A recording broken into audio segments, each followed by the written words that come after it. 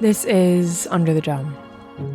On today's episode, we're taking a look at what's happening in North Carolina politics for the week of Monday, June 14th. Welcome to Under the Dome. I'm Colin Campbell, editor of the NC Insider, here with Dawn Vaughan, in person for a podcast for the first time in a while. We are coming to you from the padded wall bunker closet room in the basement of the Legislative Building, a really fancy spot to record a podcast. Colin is sitting on a trash can right now. Yeah, we are super fancy audio producers here with a fancy studio and a trash can to sit on in a closet. So we are in the Legislative Building where we've wrapped up this week and want to give you an update on what's happening this coming week in state politics. And we are definitely on budget watch now, but it's sounding, Dawn, like there's maybe not going to be a development on the Senate budget this week that we might be looking at the week after, depending on how quickly they can get it together. Right. So there ain't no party like a budget party for those of us that are excited about state budgets. Hell yeah. So it's the week of the 21st, but, anyone that has ever been to the Legislative Building knows there are no...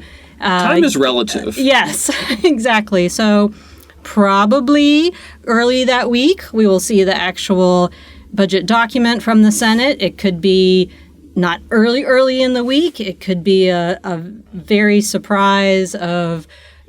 before or over the weekend. So we don't know exactly. That's the fun of predictions, is you can tell us later how wrong or right we were. But basically the week of the 21st is definitely going to, well, I shouldn't have said definitely, but budget Senate talk as far as what... The claim is... Yes. Well, the Senate leader, Berger, has said this, so we'll take his word for it, that is actually going to be the general time frame of the Senate budget. And then, so they've agreed on their spending number, and then it's the Senate budget, and they'll probably pass it by the end of the week, Berger said. This is the week after our current week of which you're listening, if you're keeping track of all the weeks. Then more weeks of the House, then more weeks of the conference, and then whatever Cooper does. So it's budget ride times. Yeah, Berger told us today that he thought that, if all goes well with the timeline, we're still talking about probably August before it goes to the governor. And then I was looking back at 2019 when session dragged into the fall because we didn't have a budget. We had the veto override votes that didn't really go very far, and then we had a bunch of mini budgets, and that took us well into October. So we'll see if that's the result this year, or if magically everyone comes together by August. But to jump back to this week, since this week is probably not going to be all that budget focused, a couple of big bills, particularly moving their way through the Senate.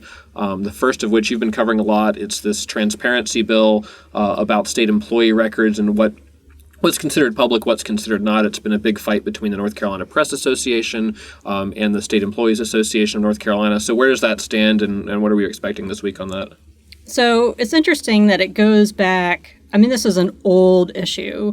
So, Governor Cooper at one point was in the state legislature, and he sponsored a bill, and I believe it was 1997, and I think it had discipline records maybe in the name of the bill. It didn't go anywhere. Then I want to say around 2011, there was another bill that didn't go anywhere for different reasons. And when I first started writing about this bill, Artis Watkins from CNEC, the State Employees Association, said that she was the one, fighting it, a decade ago, and here it is back again. It was more or less the same version. So it has been in committee so many times. This round, it is Republican-sponsored, and the primary sponsor is Senator Sanderson, who has been basically leading its many trips in Senate Judiciary, and it's gotten tweaks here and there after CNEC has spoken and a lot of other people at the committee meetings, and addressing some Democrat questions about what about HIPAA and due process. And the end result of the bill is that before this is made public, your entire process will be played out. And when you say, what is this that's made public? It's so funny that everyone jokes with the phrase, this is a simple bill, but it is simple. I had $1 every time I heard a legislator say that. But it is simple, and because I've read this bill in the PCS so many times. Right now, the way the state public records law works is you have to give a general description for government employee promotion. So what the bill does is add a general description for a government employee, not just promotion, but these 4 or 5 things that include demotions, discipline, transfer. So discipline is kind of this overall word that we use, but it's just the 4 or 5 reasons for someone's job change in a negative way, potentially, where the current law is they have that description for promotion. But that's it. There's nothing else in the records. We keep hearing this claim that it's your entire personnel record, so the worry is like, what if my coworker, what if you come and complain about something I said at work and it doesn't result in me being disciplined, but it's still in my file somewhere? I think there's a concern that that's going to get out. Like, it's not really the entire personnel file that's in the HR record. No, right? If it resulted in one of these things, like a demotion, a transfer, then a general description would become public record. And only after the whole appeals process played out. So that was a big thing that Scenic was opposed to when this first came up in committee, was having the chance of sorting this out. And so at first they said, well, when are we going to make this public? And there was a time where the version of the bill said it would be 30 days after the end of the process. And now the current version is it's once the process has been completely played out. And so their concern now is that process itself and the worries that employees will have. And Democrat Senator Mohammed had raised in committee the other day that, what is this going to do to morale? And so those are from the state employee groups, those are their concerns. The North Carolina Press Association, which, have to add that the News and Observer, Charlotte Observer, is a member of the Press Association. They're arguing that a majority of other states in the country have this, that you can walk in and find out all sorts of things, and North Carolina hasn't for all this time, for decades, which is why this has come up every decade or so. So this is the current round of it coming up. Whether it will go forward, nobody knows. But if it does, it would be potentially, if you all are listening to this on Monday, like Monday night, tonight on the Senate floor, or Tuesday. That's what Berger said to me as of Thursday. So we'll see. It was going to go to the floor before and then was sent back to committee to work out a few more things. And so we'll see. Again, this is only in the Senate, not even anywhere near the House. So it's still pretty early in the process, but that's where we are. So it's on the table again now. Yeah, not the killing amendment of lie upon the table, but actually something that could on the table happen. to be really considered. And it has been an interesting thing with Republicans running it and some concerns from Democrats. So we'll see where the vote ends up coming down in the Senate this week when we get a floor vote on that.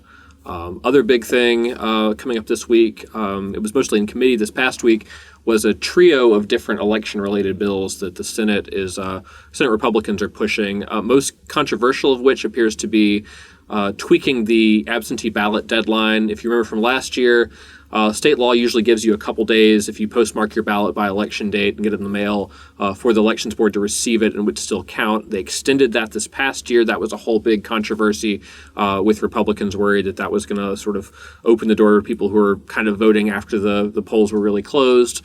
So this bill is basically going to make sure that the deadline is even tighter than it was before, that you have to get that ballot in, have it received by 5 o'clock on Election Day. So if you're thinking about sticking it in the mail a couple days before Election Day, maybe think again, because there's a decent chance that if it got there late, your ballot gets thrown out.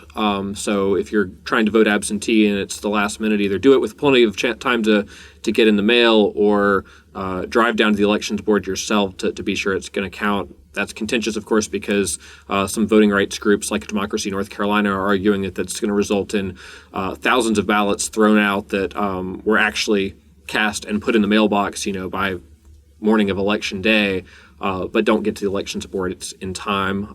The other ones are a little bit perhaps less controversial. There's one about voter ID that would create some funding for teams to go door-to-door, and not necessarily door-to-door, but door-to-door by request, come to your front door to help you get a photo ID, sort of addressing the concern in some of the voter ID lawsuits that some people would find it difficult to go to the DMV and get the free ID that's available there.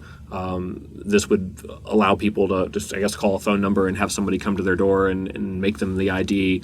So we'll see how that plays out, if that passes, how that affects the overall state of lawsuits. So that'll be an interesting one to watch. And then there's some lighter things on the calendar next week. The one that I was sort of interested in just because it's one of those things you don't think about or I hadn't heard about before is the East Coast Greenway and the state trail system. Dawn, are you familiar with the state trail system at all and which things are an official state trail or just a trail? I love the Capital Area Greenway from the city of Raleigh, which I've used many times. And when I cover Durham, a lot about the American Tobacco Trail. And all across the state, there are all these local trails. Yeah. So if there's like a connected state system, that seems like something that most people would like. Which you probably didn't realize, and I didn't either, because I like the Neuse River Trail in Raleigh, is that parts of that are actually the East Coast Greenway. So you can get on that, and you could go all the way to the Florida Keys, or you could go all the way north to Maine. And there's actually two different routes in North Carolina, one that goes coming in from Virginia and Granville County and then comes out at Wilmington and Brunswick County around Myrtle Beach. And then another one, if you're a coastal person, you can come in through the Hampton Roads area of Virginia, come through Camden County, and then go down the coast to join the rest of the trail at Wilmington. But it's not, as you can imagine, there's not really a Greenway trail right now for that. So if you look at the map, it's like, yeah, you can go through Raleigh on the beautiful Neuse River Trail, and then you're on the side of roads in Johnston County going through scenic downtown Wilson's Mills. So the hope long term is that they can change that. And so the bill that's going through this week is sort of a step in that direction by making the East Coast Greenway in North Carolina a state trail.